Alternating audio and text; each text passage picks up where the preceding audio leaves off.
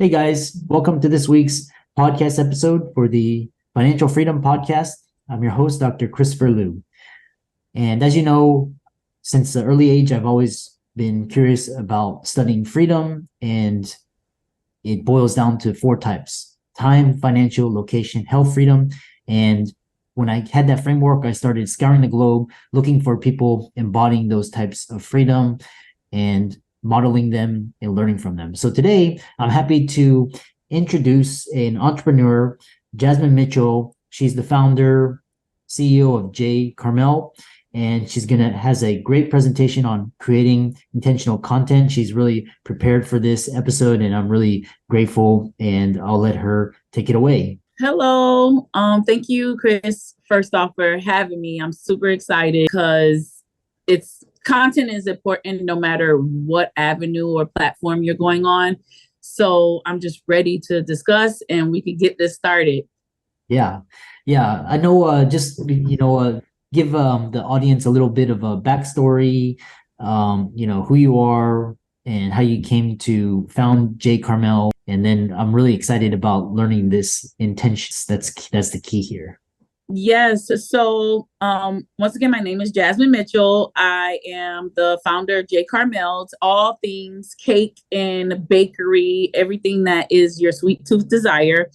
And I came about Carmel's in my house. I was on maternity leave and my daughter was the best kid ever. She was so quiet. She took long naps and I got a little bored and decided to make a cake.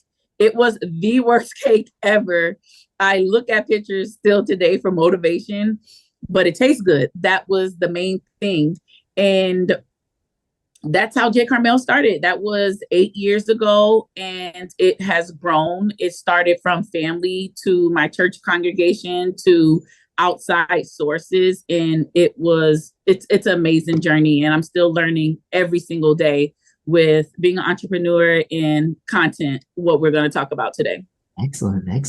All right, well, take it away. Yes, so creating intentional content, we want to be very effective in what we do. So consistent, high quality, and engaging content impacts audience decision making more than any other technique. So whether you're blogging, vlogging, which is video blogging, on Instagram with videos, or Twitter when it comes to just writing or newspaper, we want to make sure we're consistent in what we're engaging with our client or customer or anybody, the product that we have. So today, things that we're going to discuss is just the marketing strategy, and if your online portfolio, your lead generation, raising brand awareness, and building your community, which is very important. And I had to learn this the hard way. So me telling you today is going to be the easy way. So take a lot of notes because I want to make sure that I'm helping, the next entrepreneur or business person out there. And if you have any questions, Chris, stop me. I feel free. 86. So social media, video. Now, when it comes to that, 86% of people like videos and their brand showing videos, and 85% of people engage in videos that don't even have sound. So your video is doing your work for you. The same when it comes to blogging. You can write and you don't even have to show your face. Perfect example, I have a cousin. She made 6 figures last year and she barely shows her face. She used cardstock and just photos, and she made 6 figures. Where me, I'm on the camera, and my videos, I have to, produce something. So that's important with social media. Where do you start? You have to plan ahead. Planning ahead can help you organize, save time, and just with nervousness that you could have and unexpected things happen, like technology issues. Second, you want to get a camera. Everybody wants to run and grab a Canon camera. That was the first thing I did. Let me tell you, I use my phone more than the Canon camera. And then you just go and shoot. Don't think about it. And I'm going to say that multiple times today. Do not overthink about it. I used to try and have like the perfect lighting, the perfect things to say. Oh my goodness, the perfect time when I post. Just shoot it and just post it because people love authentic content. So when you're planning ahead, there's multiple things that you can do. And that is one of them. Find out what social media platform you want to be on. So I love Instagram and I'm on Facebook. Instagram, I have learned it to a T. I have researched and I've explored all the options. I feel like I'm really good at Instagram. Facebook, I need work. And YouTube, I used to be on YouTube and the traction wasn't moving like I wanted to do. But now 2 years later, I'm getting a bunch of followers and engagement on my YouTube and I'm not even posting videos. So when you are exploring these options and planning ahead, you want to make sure you are seeing what platform benefits you the most. And when you see these numbers right here, Facebook is the highest, 3 billion. That's insane.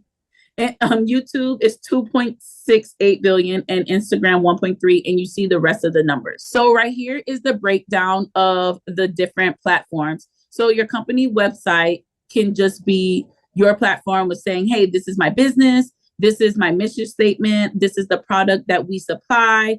This is the frequently asked questions. Here's my contact information. It's showing everything about your company. News sources, so media, local media, that helps you just get on a local scale of things. Like, for instance, I live in Belleville, Michigan, and I joined just the local newsletter, and they submit anything that I would want them to submit, and you learn about the business that's around you that you can build a community with. Social media, we just discussed that.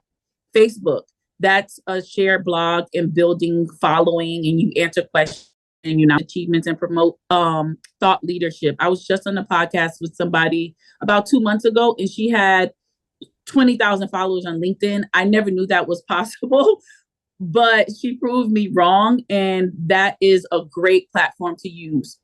Instagram. I love Instagram. I already said that, but it's a place where you share your images, you reinforce your brand, and it's a grid of stories, reels, short videos that you can do.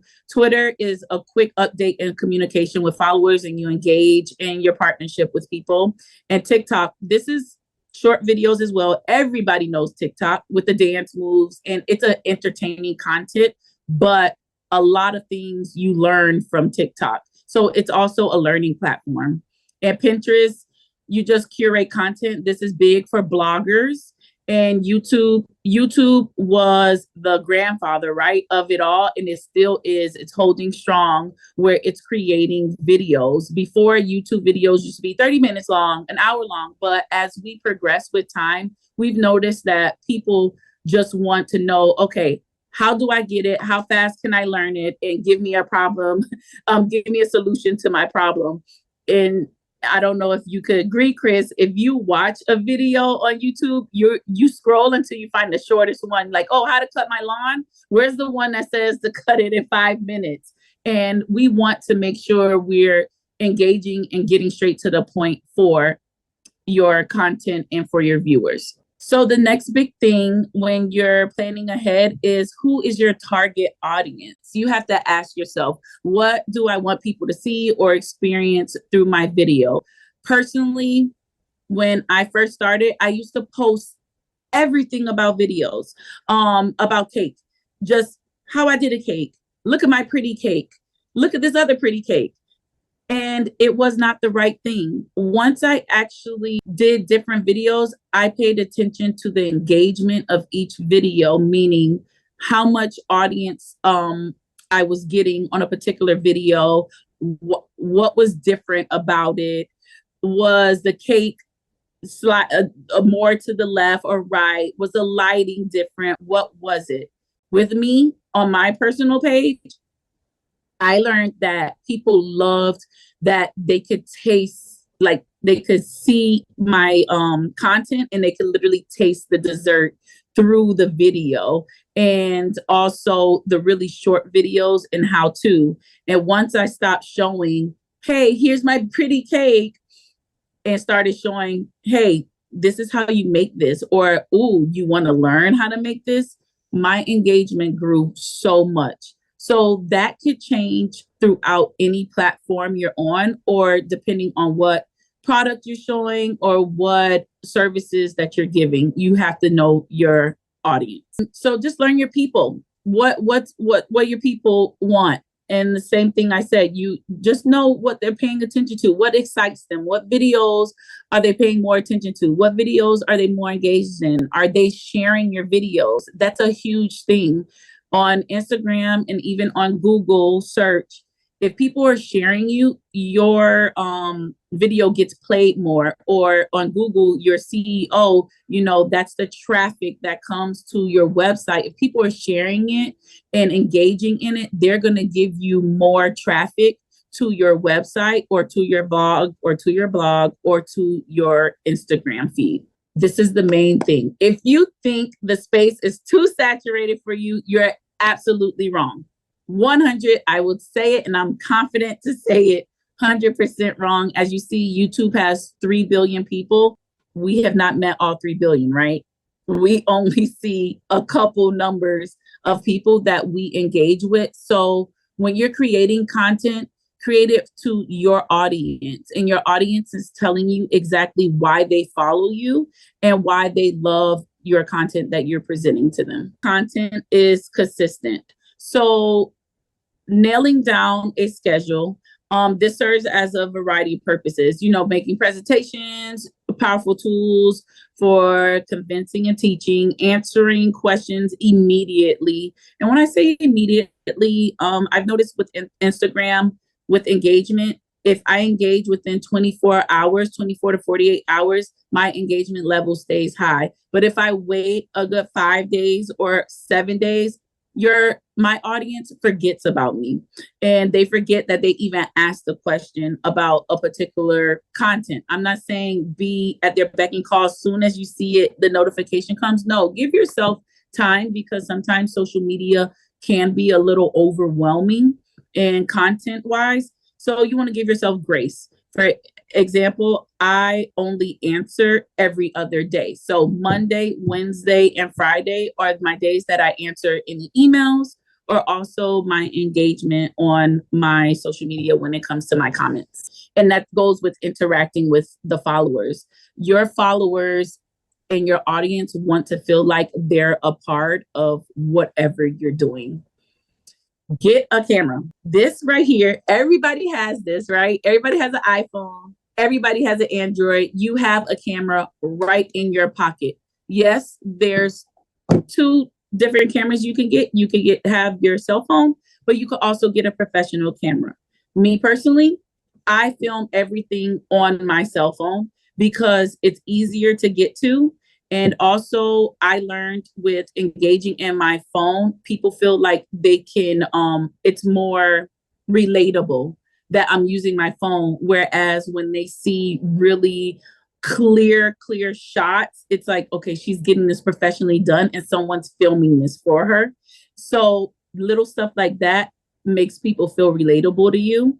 When with my professional camera, I use my Canon, and that's only for still shots, just because I want to have a crisp image. And the next thing is be comfortable in front of the camera. I used to be nervous. My voice used to shake. The more you do it, the easier it becomes. And just like this, and me and Chris was saying, you prepare for this. So now it's easier for you because you prepared the slide, you scripted it, whatever the case may be, and it makes it easier for you to talk. Yes, you may fumble sometimes, but at least you know what's going to happen next. And make sure you have good lighting. Once again, this is for blogging as well, or on Twitter. If you're showing a picture, it doesn't necessarily have to mean it's a video. You want to have a clear shot of what people see. And even when we're filming today, clear shot, no craziness behind me. It's a direct message. You want to go like you're going on an interview. You want to be well presented. It's your brand. So you want to make sure people see you in a good light. How to batch and schedule your content. This, I used to hate it. I used to hate it, but now I love it. Batching your content is when you create multiple videos at once. So you film small segments and you post them at different times. For example, if I have a peach cobbler recipe, I film the whole entire recipe, right? But I know out of that one content, I can have 3 different videos. 1, how to make the best peach cobbler ever. 2, how to make your peach sauce the most delectable thing ever. And 3, how to make the best peach cobbler crust. Right there, that's 3 videos that I created out of one full batch. Now, if I know my main goal is to have the whole month done, I know 3 times 4 weeks equals 12. So I need to create 12 videos. That will create 12 videos, if that makes sense. So if I create one dessert, I could create 3 videos out of one dessert. So that comes 12 videos in the whole month. That all depends on how often you want to, create videos. And because sometimes I do not post every day because I need a break. But I'll say, hey, I want to make 30 videos this month, sorry. So I know I need a video per day. So that's when I batch my content. And when you batch it, it makes you stress-free. Every single platform has a way where you can schedule your content. Once again, this goes for blogging. This goes for Twitter. You can schedule your content where you create it today and it doesn't come out until 2 weeks later. So you can have a break. I'm not going too fast, right? We're good. Awesome. So just shoot it. Just shoot it. Just shoot it. The best Do not peach cobbler be recipe you afraid. could ask for, so get your pen and paper. I made these little short clippets. This is an introduction piece. So I'm going to play this over. Hopefully it plays. I'm going to go back and then play it again. So the best peach cobbler recipe you could ask for, so get your pen and paper. 30 seconds altogether, but right there, it's the introduction. Movement is key. I'm dipping the spoon in the peach cobbler and you're seeing it move. You're seeing the steam come off of it. And that's the movement that I use. But if you have a product or something where it's not moving, you move your phone to make that movement action. The best peach cobbler recipe you could ask for, so get your pen and paper. Right here, I don't know if you guys can hear it. I don't hear it on my side. But the catch was how to make the best peach cobbler. Right there, if somebody loves peach cobbler, I'm going to watch the end of this video. And another catch is have a solution to the problem. Act like this is the best thing on earth and show how incredible something is. And I think you guys can see how that lighting is hitting the back area. That's just like giving all the peach rays just showing, and it just makes your mouth water. With the body mixture on the stove, and make sure you bring it to a bowl. Then you're going to start your batter. Your batter, when you combine everything together, should look like cake mix. All right, so then you're going to put butter in the oven, bring it out. That's what it looks like. And you're going to put all the batter inside the pan. Put all your peaches on top, evenly spread it, and sprinkle it with some cinnamon. When it comes out, some juice that you save, just pour it over there to just be extra like I am. And look at that, the best peach cobbler you could ask for. I like it like this, but you could pair with ice cream. Enjoy. The problem is solved. We created the best peach cobbler ever. And this video was only 30 seconds long. So that shows you that sometimes we feel like we have to have a super long video, but you can get the problem to the solution in 30 seconds. And connect with your audience. What's your call of action? Thank them for watching. Where can they find you? So for instance, if you have a blog, you're talking about surgery, right? And how the step-by-step processes of doing this particular surgery. But you can find me on my website. I have frequently asked questions, or you could book a consultation of whatever the surgery is, right? So call of action, how you connect with your audience. And right here is the formula to click worthy content. Like we said, the introduction to movement is key. The catch, the body, conclusion, and connecting with your followers. How to keep your audience engaged. The different calls of action. I love it. You could say, these are 10 things that I have, but you save this post. Remember to like this, comment below, watch until the end, share. Don't forget to save, follow for more, turn your sound on, introduce yourself, tag a friend. And when you tag a friend, that makes you get a new audience member. So right here, these are three different videos that I have. Look at this. And it's showing my different views. Each and every single video is completely different. One is showing exactly, I'm going to play this one again. This is the ooh, the ah. Look, it's 3.1 million views. This was insane. And I wasn't saying nothing in this video. I was just showing the product. This video, I actually showed exactly how I make these dessert cups. I have a lot of followers that want to know how these are made, and I gave them a step-by-step process, and they fell in love. This one, it was click-worthy. Process of making a letter cake. Look how fast this video is. And it got 1.3 million views. Once again, I didn't say anything in this video in the caption.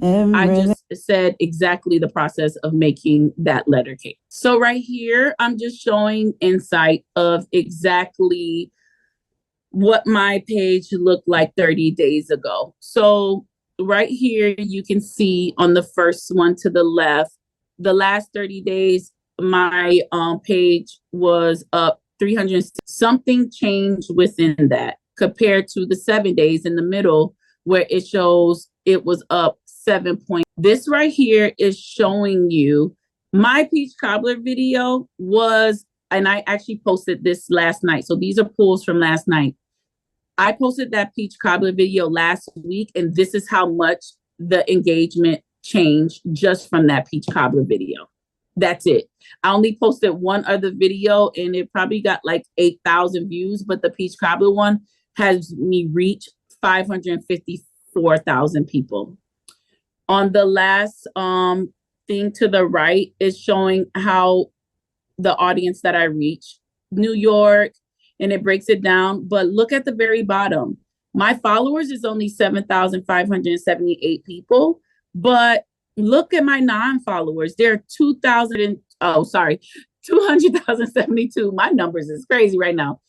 200,000 that are not my followers. So it just shows you how much people are looking at your content. They may not be your followers, but they're engaging in it.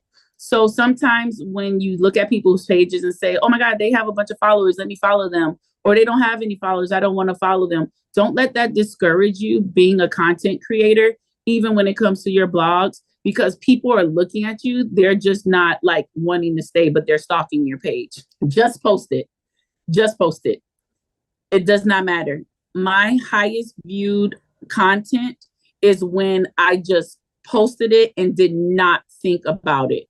And the ones that I really took my time and spent hours on, sleepless nights, were the ones with the lowest views completely. Right here, this is just examples of eye-catching content that I have. Yes, I do take professional pictures just so I can have for my website, or if I want to take still photos. But the one in the middle of the pecan pie cake, I made that myself with my regular Canon. But then the picture at the bottom of the macaroon, I actually did that with my phone. And you could see the difference of the crisp video compared to this video. Looks a little bit grainy, but that's why I use my Canon compared to my iPhone on some things. So all these videos, all these still photos are saying different things, but it's keeping you engaged. It has a story behind each and every single photo. So what I talked about today is just making the most of the internet, social media channels, what the social media channels are, and what different platforms you can use to go and take your stuff to the next level. Analytic tools and reporting. Every single social media platform lets you know who's engaging with you, what they like most, so you can use that to your advantage. Creating the content, just get the camera, you have it on your phone, don't think about it. And also on your phone, now we have AI. That's a whole nother story, but we have AI that creates stuff for us now. When you have social media, it's your automatic customer service because people are commenting on your photos, commenting on your videos, commenting under your blogs, and you have that one-on-one access to provide customer service to them. And don't overthink it. Don't overthink anything. I am an overthinker. I'm just going to tell you straight up. And it has gotten me nowhere. The times that I really didn't think about it, but I planned accordingly, has been my most successful times with creating over every single platform I have. I know I went really fast, but I just wanted to make sure that we hit a bunch of points, but also to leave, open space for questions that you may have. And I hope it was great. Yeah, that was fantastic. It's we'll have to have you. I love this. Especially, you can create a whole business around being an influencer or a creator. There's so many business models. Great content. And how can people find out more about you, learn about you, follow you on social media, and reach out to you? Yes, so you can go to, like I said, I love Instagram. So on Instagram, my is at J Carmel. That is JCARMEL on Instagram. And my website is www. Yeah. And for all the listeners out there, let's thank Jasmine for this wonderful presentation. Be sure to check her out. She's on, over 70,000 followers on Instagram. So she knows what she's talking about. And, check out her videos as well. And with that, thanks so much for coming onto the podcast. Oh, thank you so much for having me.